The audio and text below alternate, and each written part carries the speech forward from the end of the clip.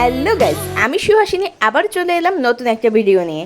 প্রতিদিনের কাজ দেখাতে আমার ভীষণ ভালো লাগে। তো প্রতিদিনের সকাল থেকে রাত পর্যন্ত যদি আমি দেখাতে যাই তবে যে কত কি দেখাতে হবে তার কোনো ঠিক নেই, কারণ আমার ভোর শুরু হয় অনেক ভোরে।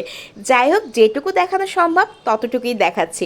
তোমরা সবাই কেমন আছো তাই বলো। আজকে কিন্তু গরমটা একটু কম লাগছে, জানি না দিনের পরবর্তী মুহূর্তে কেমন লাগবে।